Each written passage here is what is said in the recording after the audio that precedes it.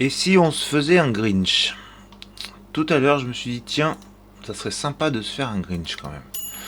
Et donc, en pensant à ça, j'ai recherché une petite image qui est vraiment pas de grosse qualité, hein. Enfin de grosse qualité, de grosse résolution, 236 par 333. Donc là, c'est tout petit, hein. Si on zoome, c'est pas terrible, terrible, terrible. Et ben, justement, on va regarder comment, même à partir d'une petite image comme ça, on peut s'en sortir en création. Donc je vais dans Inkscape, hein, donc on est toujours en 1.4. On va importer notre petite image et bon voilà, hein, là on a quelque chose de petit, hein, c'est vraiment en qualité, c'est pas top top top. Et bien justement, on va essayer de faire l'inverse et puis on va voir un petit peu une méthodologie autre, comment arriver à nos fins justement.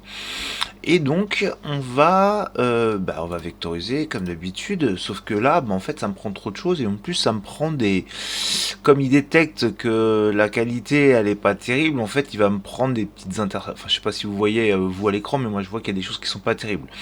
Et ben là, on va aller à l'envers. D'habitude, je vous dis toujours qu'avec le seuil de sécurité, il faut augmenter pour un petit peu affiner les choses. Et ben là, on va aller à l'envers, c'est-à-dire qu'on va diminuer notre seuil de luminosité. Vous voyez le bonnet là, et en fait, il détecte un petit peu de rouge, comme il n'est pas très très uni le rouge. Ben, en fait, il me fait quelque chose de pas terrible. Et ben, on va essayer de minimiser tout ça, de le baisser un petit peu, par exemple à 270. On va regarder ce que ça donne. On va faire appliquer et on va regarder ce que ça donne. Donc du coup, je me retrouve, en fait c'est pas si mal du coup, hein, vu qu'on a diminué un petit peu.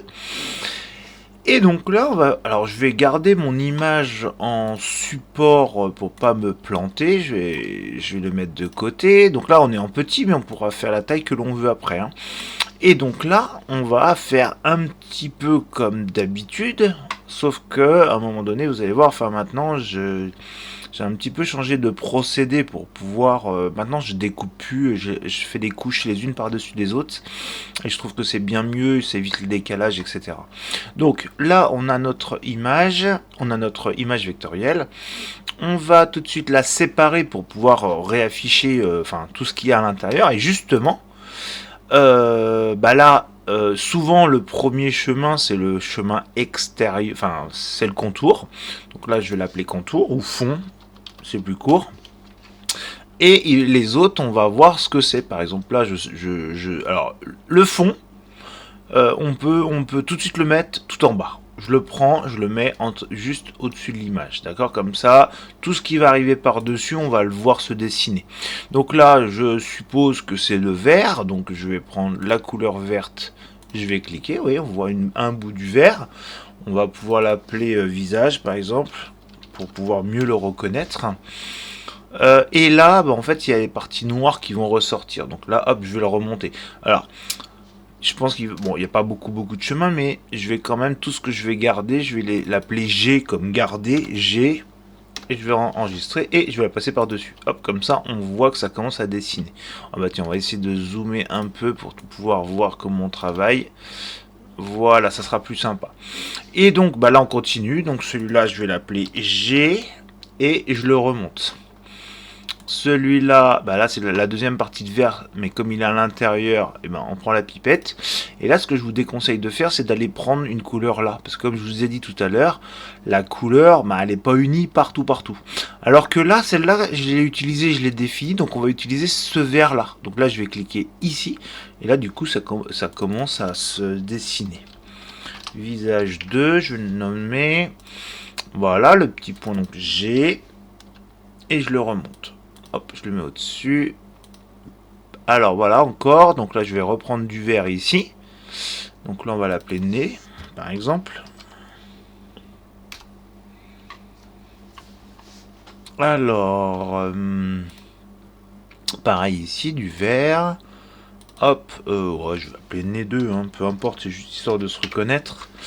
Alors là, c'est les yeux en blanc. On va mettre blanc, œil gauche. Œil gauche dans le sens où je le vois, hein. L'autre, donc pareil, le blanc, hein, il y a 10 000 couleurs de blanc.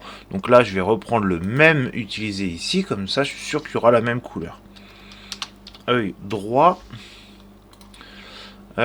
Toujours du blanc pareil, hein, je reprends le blanc d'ici. Tiens, on va l'appeler Pompon, celui-là. Ok, ça, pareil, c'est du blanc. Je reprends le même blanc de là. Allez, Pompon 2, on s'embête pas. Ça sera le rouge. Donc là, on peut choper un rouge comme ça, mais il sera uni. On va l'appeler bonnet. Là, bah là c'est vide justement. J'aimerais ne pas le broder pour que ça fasse sympa. Donc là, bah là cette fois-ci, je vais sélectionner celui-là et le fond. Sélectionner les deux avec la touche contrôle. Et là, je vais faire chemin différence. Comme ça va me faire un trou. On se comprend bien. Là, ici, ça sera brodé. Les yeux seront brodés. Mais là, ça sera pas brodé. Donc, du coup, je l'ai découpé. Du coup, je vais enregistrer. On va l'appeler Grinch. Grinch. Ok, je l'enregistre. Et donc là, en fait, on a des couches, c'est-à-dire que si je cache mon bonnet, en fait, il va venir par-dessus. Donc là, on va essayer de se faire une petite hiérarchie pour pas qu'il y ait trop de changements de couleur. On va essayer de mettre le noir d'un seul coup. Qu'est-ce qu'on a d'autre? Le visage, le nez. Bah, ça, je peux tous les mettre dans le même paquet. Donc par exemple, je fais CTRL-G pour grouper, pour faire un dossier. Et je vais l'appeler vert. Ok, œil blanc, pompon, tac. CTRL-G, on va le mettre en blanc. Le bonnet, il est en rouge. Et ça, c'est en noir. Donc là, avec ma méthode maintenant, en tout cas, enfin, moi, j'essaie de travailler comme ça, même si ça nous fait des changements de couleur. C'est-à-dire qu'on va commencer par le contour noir, même si en vrai, il est tout plein comme ça. Mais le logiciel, lui, il va détecter qu'il y a des couches qui vont se mettre les unes par-dessus les autres. Et comme on peut détecter superposition automatique, et ben en fait, il va pas me faire tout ce qui est noir.